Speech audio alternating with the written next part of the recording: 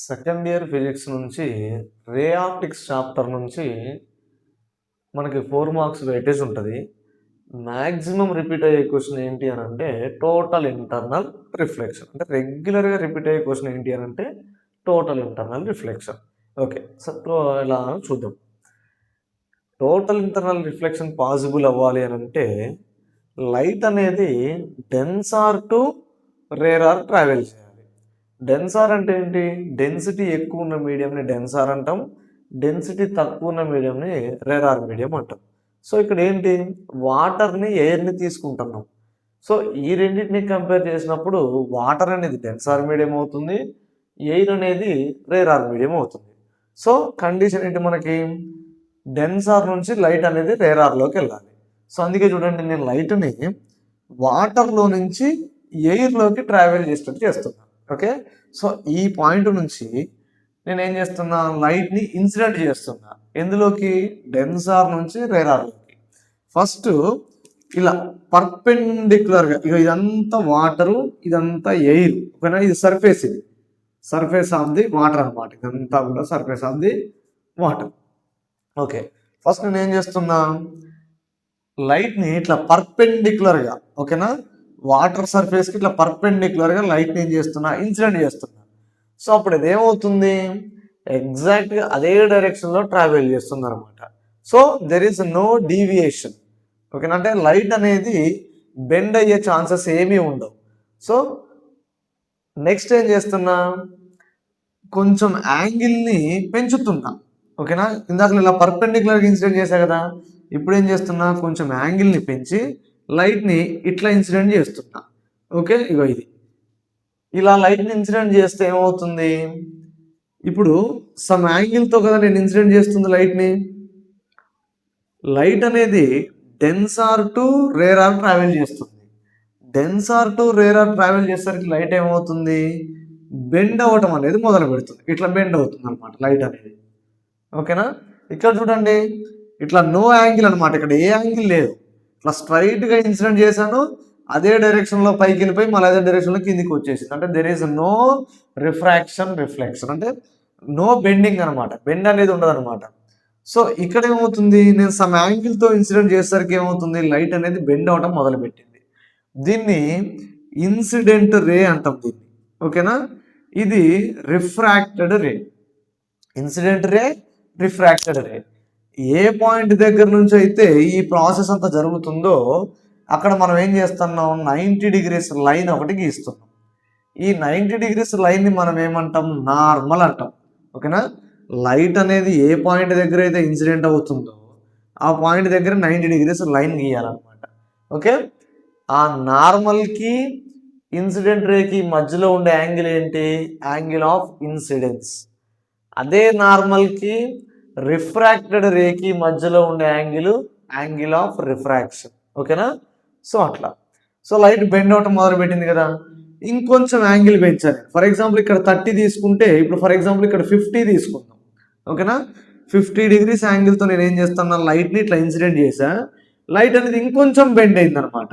ఓకేనా, ఇట్లా అంటే నువ్వు యాంగిల్ పెంచే కొద్దీ ఏమవుతుంది, లైట్ బెండ్ అవటం, ఎక్కువ బెండ్ అవుతూ ఉంటుంది అనమాట. ఓకే, సో అట్లా 50 degrees ఇంకొంచెం బెండ్ అయింది.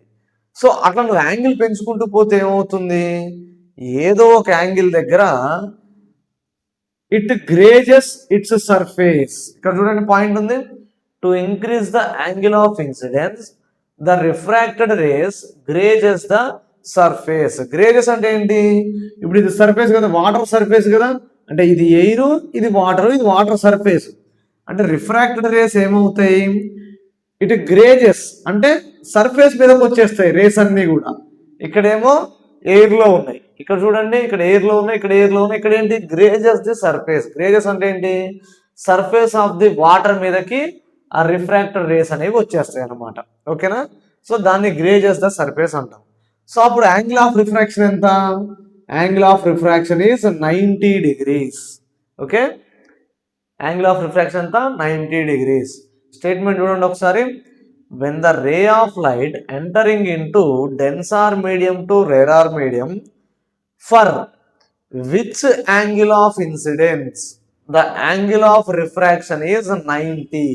Is called critical angle. అంటే ఇది 90 degrees అయినప్పుడు ఇక్కడ యాంగిల్ ఆఫ్ ఇన్సిడెన్స్ ఎంత ఉంటుందో దాన్ని క్రిటికల్ యాంగిల్ అంటాం. ఓకేనా, చూడండి ఇక్కడ for which angle of incidence అంటే ఏ యాంగిల్ ఆఫ్ ఇన్సిడెన్స్కి యాంగిల్ ఆఫ్ రిఫ్రాక్షన్ 90 degrees ఉంటుందో ఆ యాంగిల్ ఏమంటాం మనం, క్రిటికల్ యాంగిల్ అంటాం. ఫర్ ఎగ్జాంపుల్ ఇప్పుడు 80 degrees అనుకుందాం. ఎగ్జాంపుల్కి 80 degrees దగ్గర రేస్ అనేవి గ్రేజెస్ ద సర్ఫేస్ అనుకుందాం. ఆ 80 degrees ఏమని పిలవాలి మనం, క్రిటికల్ యాంగిల్ అని పిలవాలి. ఓకేనా, సో అట్లా for which angle of incidence the angle of refraction is 90 degrees, that is called critical angle. Okay, next చూడండి, ఇక్కడ ఇంకో పాయింట్ ఉంది. The angle of incidence greater than critical angle. ఓకేనా, the rays completely reflected back into the same medium. ఇప్పుడు for example ఇక్కడ 80 degrees అన్నాం కదా critical angle, నేను ఇంకొంచెం పెంచుతున్న యాంగిల్ ఎంత, 100 degrees అనుకుందాం. ఓకేనా, ఇప్పుడు ఇక్కడ 80, ఇక్కడికి వచ్చేసరికి ఏమైంది 100 degrees చేశా. ఓకే, ఇప్పుడు 100 అనేది 80 కన్నా ఎక్కువే కదా, అందుకే ఐ గ్రేటర్ దాన్ ఐసి అని రాశా. ఇప్పుడు ఇక్కడ ఐ ఎంత, 100 degrees, క్రిటికల్ యాంగిల్ ఎంత, 80 degrees. So I greater than IC. ఈ కండిషన్ ఎప్పుడైతే పాసిబుల్ అవుతుందో, ఓకేనా, రేస్ అనేవి ఏంటి, ఇందాకలే సర్ఫేస్ మీద ఉన్నాయి కదా, ఇప్పుడు సర్ఫేస్ మీద కూడా ఉండవు, కంప్లీట్లీ ఓకేనా back into the same medium. అంటే ఏ మీడియం నుంచి అయితే అవి రేస్ వచ్చాయో అదే మీడియంలోకి బ్యాక్ వచ్చేస్తాయి. ఏ మీడియం నుంచి వచ్చాయి, డెన్సార్ మీడియం నుంచి వచ్చినాయి కదా, మళ్ళీ సేమ్ డెన్సార్ మీడియంలోకే రిఫ్లెక్ట్ అయిపోతాయి. That is called total internal reflection. ఇది ఎప్పుడు పాసిబుల్ అవుతుంది, ఐ గ్రేటర్ దాన్ ఐసి. ఓకేనా, క్రిటికల్ యాంగిల్ పాసిబుల్ అవ్వాలి. ఓకేనా, ఐ గ్రేటర్ దాన్ ఐసి అనే కండిషన్ పాసిబుల్ అయినప్పుడు రేస్ అనేవి కంప్లీట్లీ ఓకేనా back into the same medium. ఇక్కడ చూడండి point, the angle of incidence greater than critical angle, the rays completely reflected back into the same medium. This ఫెనోమినా is called total internal reflection. So very very important question అండి ఇది. ఓకేనా, కన్ఫామ్గా upcoming exam, board ఎగ్జామ్లో వచ్చేస్తుంది. So మన ఛానల్ని subscribe చేయని వాళ్ళు ఉంటే సబ్స్క్రైబ్ చేయండి, బెల్ నోటిఫికేషన్ క్లిక్ చేయండి. నేను చేసే ప్రతి క్వశ్చన్ కూడా మీకు వచ్చేస్తుంది అనమాట. ఓకే.